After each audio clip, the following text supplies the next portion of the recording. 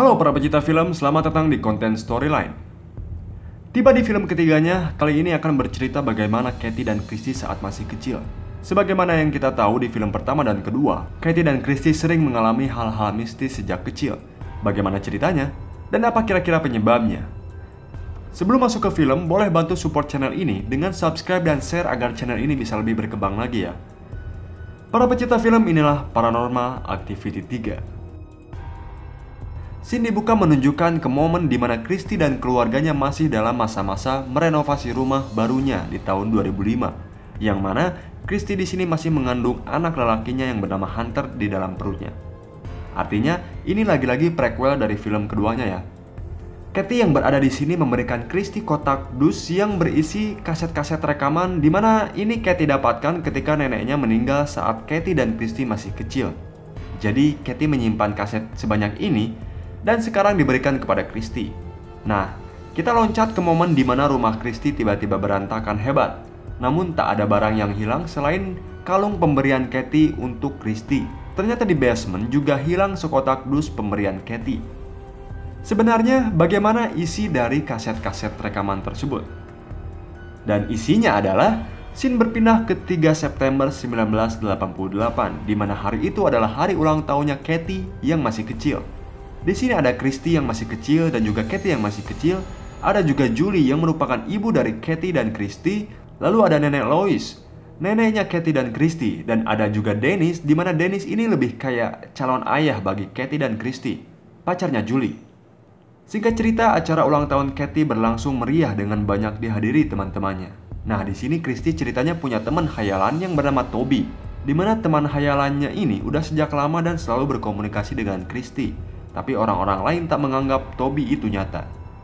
Scene berpindah memperlihatkan Dennis yang mempunyai kegemaran untuk merekam seluruh aktivitasnya. Lalu ada pula Randy, rekannya Dennis. Scene lalu berganti di mana Katie dan Christy berfoto di dekat rumahnya. Nah, ini adalah foto yang kita lihat di film pertama dan kedua, di mana Katie menggunakan pakaian yang sama di foto itu. Jadi ini awal mulanya ya. Scene berganti Dennis yang sedang berada di ruang dokumentasi, mendengar suara yang cukup keras dalam rumah. Ketika mengecek ke setiap sudut rumah, ia menemukan ada sebuah pintu kecil yang terbuka di atas di dekat tempat tidur Katie dan Christy. Seperti tempat menyimpan barang-barang Katie dan Christy ya. Dennis selalu dikagetkan oleh Christy yang tiba-tiba muncul. Malam harinya, Julie dan Dennis merekam kegiatan mereka saat Di tengah permainan, Julie merasa seakan-akan ada yang gak beres. Ia mendengar suara yang entah suara apa dan dari mana. Hingga tiba-tiba ruangan di sana bergetar kayak ada gempa bumi. Mereka pun lari menuju ke anak-anaknya meninggalkan kamera yang masih merekam. Di mana kameranya merekam debu yang berjatuhan dari atas, namun seperti tak begitu jatuh ke lantai, kayak ada orang di sana. Besoknya Dennis menunjukkan rekaman itu kepada Julie. Julie menganggap gak ada apapun di rekaman itu, sedangkan Dennis terus mengatakan bahwa ada sesuatu di kamar mereka saat mereka melakukan seks. Ketika Randy datang, Dennis pun menunjukkan rekaman itu, dan Randy sependapat dengan Dennis. Namun mereka tak bisa mengira ada apa atau sosok apa di kamar itu. Hari berganti, Dennis mulai memasang kamera di beberapa tempat, di tempat tidurnya dan di tempat tidur Katie serta Christy. Ini adalah rekaman malam pertama 10 September 1988. Christy tiba-tiba terbangun di jam 2 dan seakan-akan berbicara kepada seseorang. Arah Christy berbicara tuh kayak ngobrol sama orang yang lebih tinggi ya. Dan di depan Christy berbicara adalah tempat di mana Dennis di awal menemukan pintu kecil. Apakah Christy berbicara kepada Toby? Besoknya Dennis menanyakan apa yang Christy lakukan, karena Dennis melihat dia berbicara sendiri di depan kamera yang Dennis pasang. Dan Christy mengatakan bahwa ia berbicara kepada Toby. Toby yang kata Christy adalah sosok yang tinggi dan tua.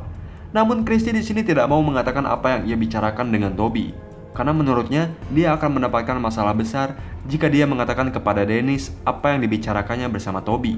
Dennis yang mendengar itu mencoba memberitahu Julie bahwa ada yang gak beres nih sama Christy. Namun ini semua bukan masalah buat Julie, karena baginya anak seumuran Christy wajar mempunyai imajinasi yang tinggi seperti itu. Malam hari malam kelima 14 September 1988. Malam itu Katie dan Christy tidur di tenda di halaman rumah.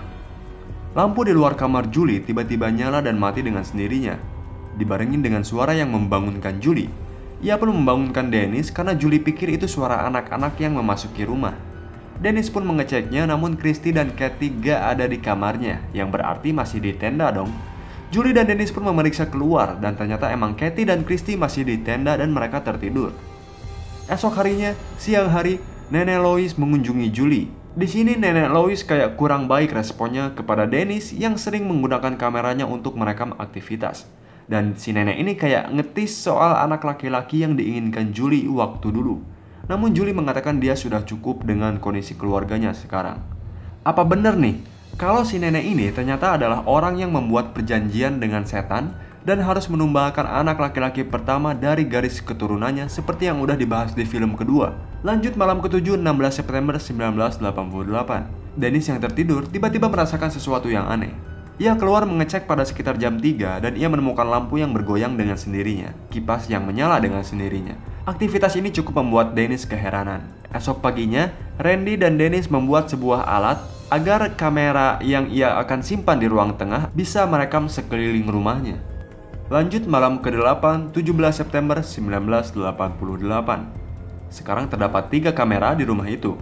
Di kamar Julie, di tempat tidur Christy dan Kathy, dan yang terakhir di ruang tengah.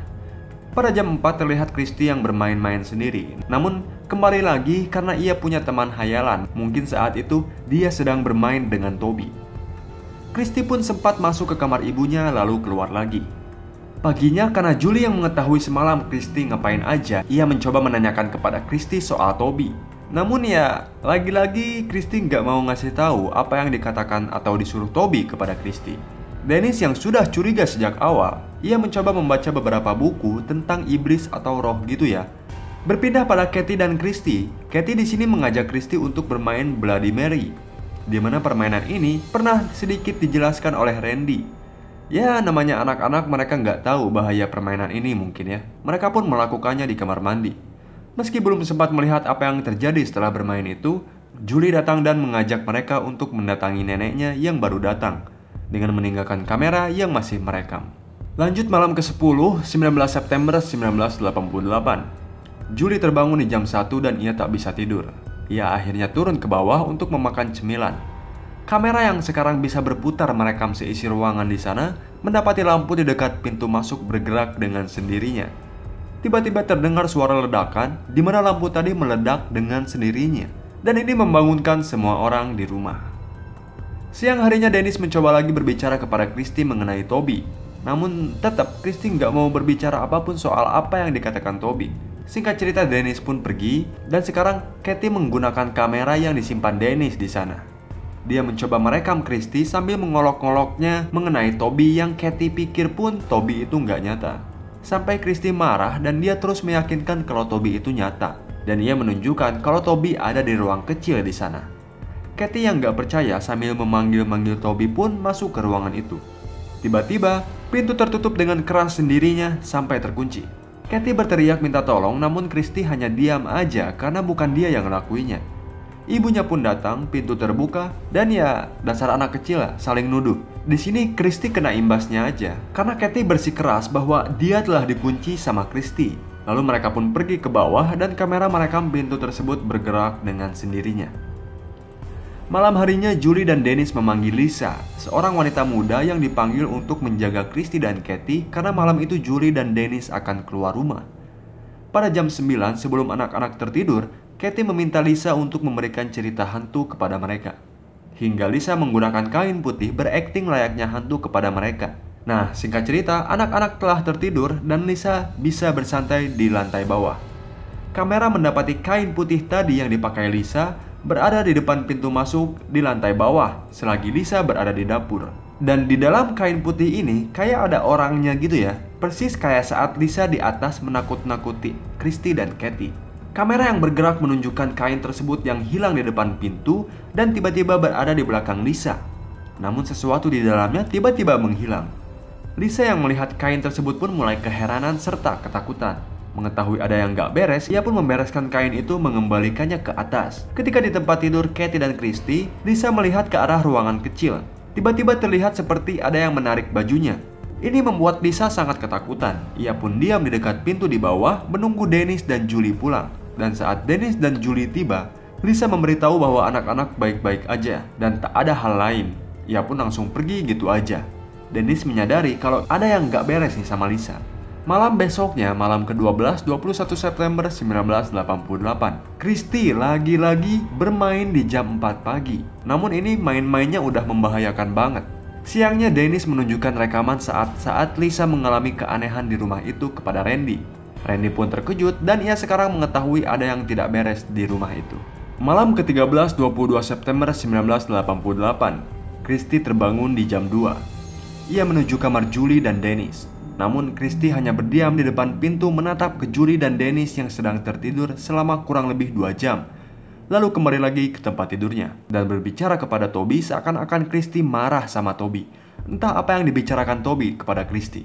Siang harinya Dennis mengecek ke ruang kecil di mana Christy berbicara kepada sesuatu. Ia melihat tembok di dalam ruangan itu menggambarkan sebuah tanda atau simbol atau logo atau apalah dengan bentuk lingkaran di dalam segitiga. Kondisinya saat itu Christy demam tinggi. Akhirnya Dennis dan Julie memutuskan untuk mengurus Christy dulu dan pergi menuju klinik. Selagi Katie dijaga oleh Randy di rumahnya. Katie yang masih penasaran karena sebelumnya keburu diganggu ibunya, sekarang ia mengajak Randy untuk bermain Bloody Mary. Mereka pun melakukannya, namun tak diduga-duga sesuatu terjadi. Saat lampu masih padam, seperti ada yang mencakar Randy. Tak sampai situ, It's okay. Scratch myself for a second. Did you hear that? Alright, it's okay.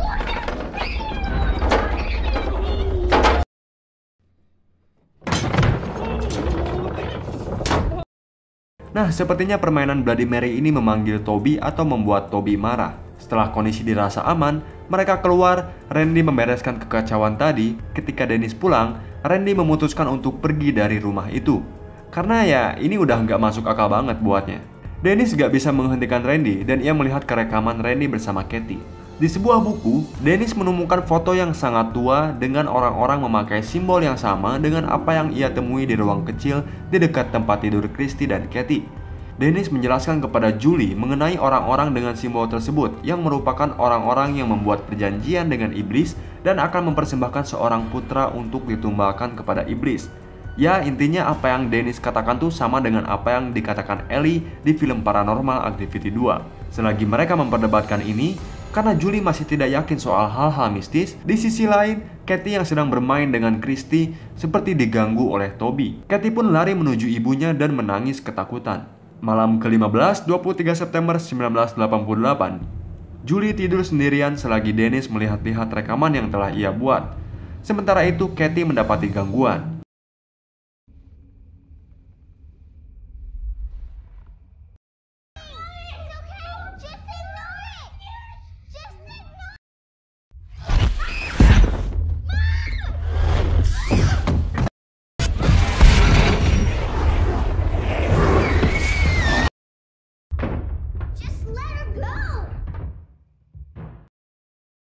Ini gak ngebangunin Julie di kamarnya karena TV di kamarnya tiba-tiba menyala sendiri.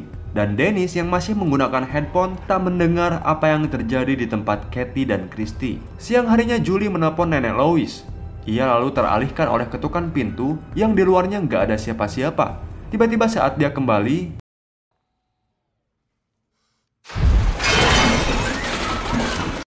ini udah gak beres banget. Tanpa perlu pikir panjang, mereka langsung pergi menuju ke rumah Nenek Lois karena sekarang Julie udah percaya kalau ada hal aneh yang gak beres di rumah mereka. Singkat cerita, mereka tiba di rumah Nenek Lois. Di sini Nenek Lois masih terus mempermasalahkan Dennis yang masih terus merekam segala hal. Dennis yang masih merekam melihat Christy berdiam diri dengan aneh di bawah sebuah lukisan di rumah itu. Singkat cerita, malam hari waktunya tidur. Pada jam 1:30, Dennis mendengar suara mobil yang datang dan suara berisik lainnya yang membangunkan Julie. Namun karena dirasa suaranya semakin keras dan akan membuat anak-anaknya terganggu, Julie pun mengecek keluar. Nah, di dalam ruangan tempat tidur Dennis dan Julie ini, si Nenek Lois dengan misterius tiba-tiba muncul, namun ini nggak disadarin sama si Dennis yang nggak ngeliatnya. Hingga Dennis akhirnya membawa kameranya dan mencari Julie serta anak-anak. Anehnya, ia nggak ngeliat siapapun, nggak mendengar apapun. Anak-anaknya pun nggak ada di tempat tidurnya. Ia terus mencari sampai ia menemukan logo lingkaran di dalam segitiga berada di balik lukisan di mana Christy pernah terdiam aneh di sana. Dan logo ini adalah logo yang sama, logo pemuja setan, logo yang persis seperti yang ditemukan Dennis di kamar Katie dan Christy di rumahnya. Dennis mulai panik, namun dia tetap harus mencari Julie dan anak-anaknya. Ketika ia mencari keluar rumah, Dennis menemukan satu pintu.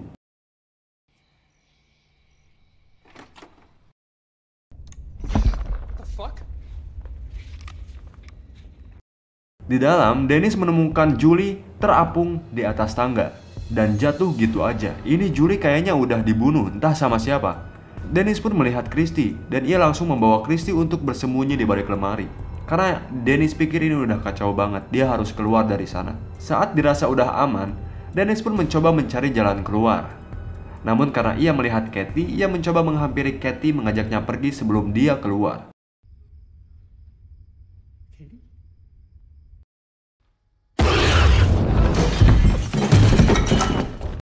Tiba-tiba muncul Nenek Lois dan Dennis mati dengan cara yang mengenaskan. Nenek Lois pun membawa Katie ke atas, diikuti dengan Christy sambil mengajak Toby. Mereka pun ke atas, film pun berakhir. Oke, sampai sini kita sudah mendapatkan beberapa fakta mengenai keluarga Katie dan Christy. Namun kita belum mengetahui bagaimana Katie dan Christy survive sampai mereka dewasa seperti di film-film sebelumnya. Dan Toby ini makhluk seperti apa kira-kira? Masih ada paranormal activity selanjutnya yang akan saya bahas nanti. Itulah alur cerita film Paranormal Activity 3. Jangan lupa hit like dan share kalau kalian suka sama videonya. Subscribe juga channel ini sebagai bentuk support kalian dan biar gak ketinggalan konten storyline yang akan datang. Thanks for watching, sampai jumpa di storyline berikutnya.